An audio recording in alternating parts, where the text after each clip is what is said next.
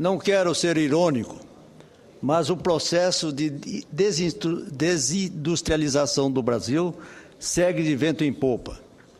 É provável que esse seja o único ponto de nossa economia que continua crescendo, na verdade, perigosamente crescendo. Vejam os últimos dados do IBGE. De acordo com os levantamentos realizados no último mês de março, o setor industrial teve um resultado pífio, com crescimento de 0,7%. Considerando os índices anualizados, tivemos uma redução de 2% de nossa indústria. No setor de bens de capital, que é o carro-chefe que mede a temperatura desse segmento, a queda nos últimos 12 meses chegou a 6,7%. Há vários anos, economistas e estudiosos têm chamado a atenção para esse fenômeno deletério em nossa economia. Por mais que o governo se esforce, adotando medidas de desoneração e redução de alguns impostos, a indústria não reage adequadamente. Continuamos patinando. Daí surgem as propostas de mudanças cambiais, os justos reclamos por mais investimentos, por reformas estruturais, enfim, reivindicações que possam impor um cardápio de medidas para estimular nosso crescimento, incrementando dessa maneira a economia pela via da industrialização. Infelizmente, estamos fracassando. Enquanto medidas concretas, ou seja, reformas estruturantes, não forem adotadas, os empresários vão buscar novas oportunidades em outras pragas, procurando nichos de mercado onde possam produzir com mais competitividade, com custos menores e burocracia quase inexistente. Recentemente chamou-me a atenção uma reportagem publicada pelo jornal O Estado de São Paulo, sobre o processo de industrialização que vem ocorrendo atualmente na vizinha e querida República do Paraguai. Impressionou-me os números. Em poucos anos, mais de 30 companhias brasileiras de grande porte, vejam, se instalaram no país vizinho. E mais, essas empresas estão estimulando cada vez mais fornecedores e prestadores de serviço a se instalarem em solo paraguaio. As atividades que estão se implantando no território paraguaio são na área de autopeças, confecções, calçados, plásticos, frigoríficos, etc. Até a Volkswagen vem adquirindo autopeças de uma empresa chinesa sediada no Paraguai. Quais as razões pelas quais isso está acontecendo? Pergunto. A equação é muito simples. Custos proporcionados por carga tributária barata, legislação trabalhista flexível e preço de energia elétrica 63% inferior ao do Brasil. Vejam os senhores senadores e senadoras. O imposto de renda sobre o valor agregado do Paraguai é de 10%, apenas 10%. Aqui no Brasil chega a 25%. Além disso, no Paraguai não existe FGTS, contribuição sindical, Sistema S e outros direitos e deveres existentes no Brasil.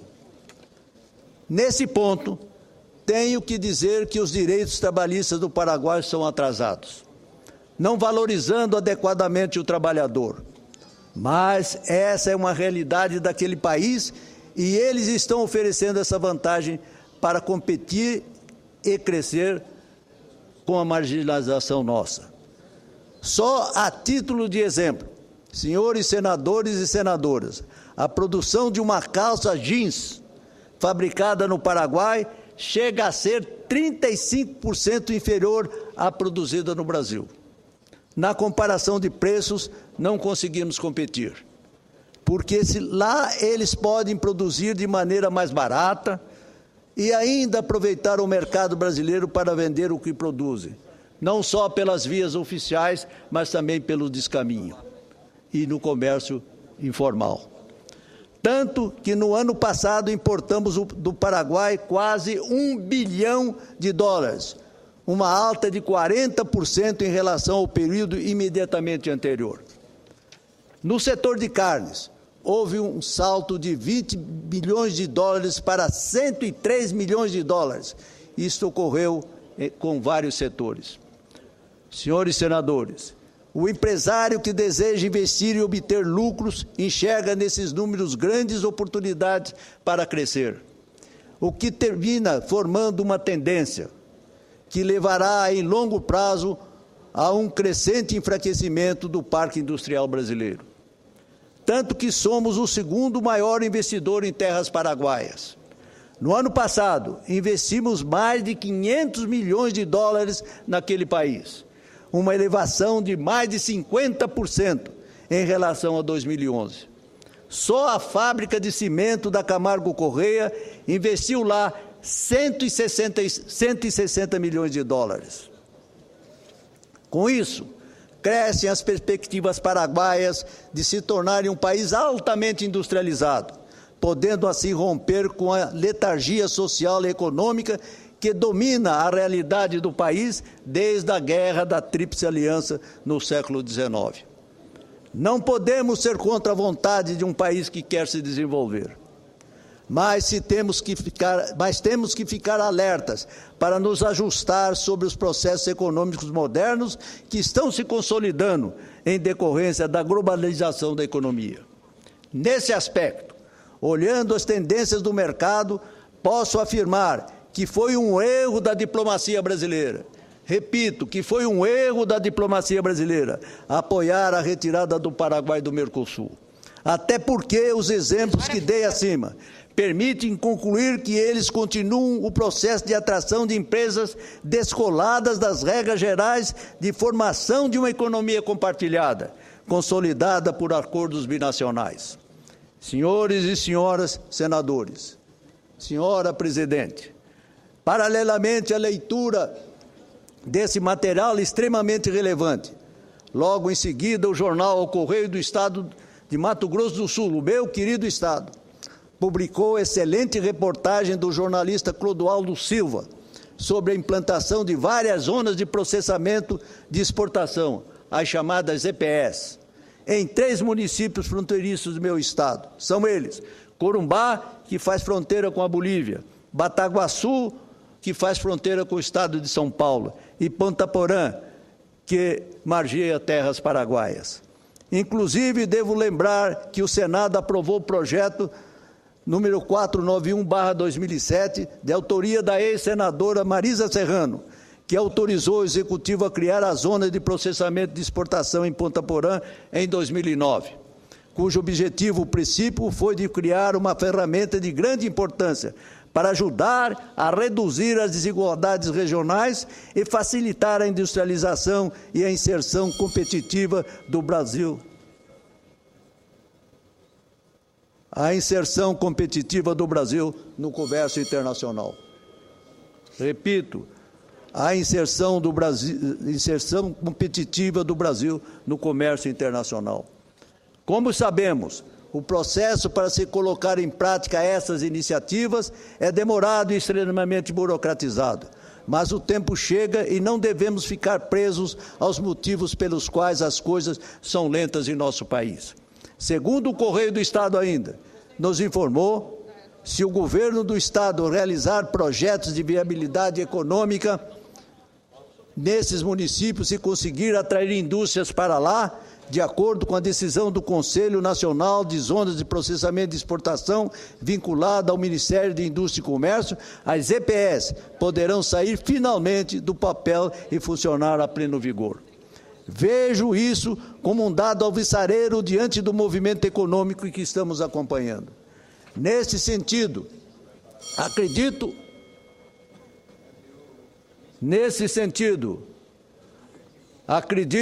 que possamos criar uma sinergia com o Paraguai no sentido de viabilizarmos projetos para industrializar as regiões fronteiriças, com grandes vantagens para o Brasil e nosso país irmãos. Hoje, a fronteira entre o Brasil e o Paraguai, principalmente na região de Mato Grosso do Sul, é um território entregue ao contrabando, tráfico de drogas, roubo de veículos, Os índices de pobreza são imensos. Não há fontes de emprego. A juventude não tem perspectiva de futuro, a não ser a criminalidade e o banditismo. Quem viaja por aquela região fica chocado com os imensos vazios improdutivos, foco cada vez maior de conflitos agrários e lutas internas do crime organizado. Havendo um esforço conjunto entre os dois países, fortalecendo os princípios do empresariado, como também para aquela imensa região. Senhora Presidente, eu gostaria que Vossa Excelência desse um prazo um pouquinho maior para mim, para que eu possa concluir o meu pronunciamento. Caro senador, farei o possível, embora nós tenhamos já outros inscritos. Eu já ampliei eu estou o tempo pedindo da isso a Vossa senhora, Excelência, porque quando na presidência eu concedi tempo até dilatado aos que estavam na tribuna. Pois não, tenho certeza que farei, senhor presidente. Eu só estou terminando, senhora presidente. Tá, obrigada. Muito obrigado a Vossa Excelência. Temos que implantar essas 3 EPS em nosso Estado para gerar emprego, renda, formação do mercado consumidor, enfim, vitalizando as economias municipais por intermédio de desenvolvimento de grandes projetos. Caso contrário, o Brasil perderá duplamente. Primeiro, veremos crescer a tendência de empresas brasileiras e estrangeiras se instalarem maciçamente no Paraguai, enfraquecendo o nosso potencial industrial. Segundo, manteremos no abandono uma região potencialmente rica, que necessita crescer e dar respostas de bem-estar à qualidade de vida a seu povo. Terceiro, vamos perder uma grande oportunidade de interiorização de nossa economia, hoje demasiadamente concentrada no eixo Rio-São Paulo. Temos que refletir sobre essas questões. Neste momento crucial para a história do Brasil, não podemos perder mais esta oportunidade. Senhora Presidente, não poderia concluir esse pronunciamento sem trazer a esta casa a impressão que ainda tenho da visita que realizei há 25 anos, em 1988, como integrante de uma delegação brasileira de parlamentares à República Popular da China. Naquela oportunidade, chamou-me a atenção a ZPE de Shenzhen, localizada entre Guangzhou e Hong Kong, no sudeste daquele país. O que lá presenciei, não seria diferente das outras ZPEs à época implantadas naquele país. Shenzhen, outrora uma região pobre, abandonada, de localização rural primaríssima, tornou-se no impacto quase que meteórico, um fenômeno econômico e social a mercê um alto grau de industrialização, atividade comercial intensa, voltada para o comércio exterior e também para a expansão interna. Foi uma ação virtuosa, que possibilitou em pouco espaço de tempo, a partir da política de abertura de Deng Xiaoping, uma extraordinária elevação das condições de vida, emprego e renda que surpreendeu o mundo e tive a honra de testemunhar. O Brasil poderia seguir aquela ação de exemplar em toda a sua extensão e plenitude. Parece-me, pelo que observo das ações oficiais, que tal não acontecerá. Eis que o modelo que se deseja é diferente do que lá vi. Shenzhen está numa cidade aberta, em termos territoriais, correspondente aos limites do município. Aqui pretende-se uma ZPE numa zona delimitada, cercada, distante da aglomeração humana de uma cidade-mãe, diria, de um gueto.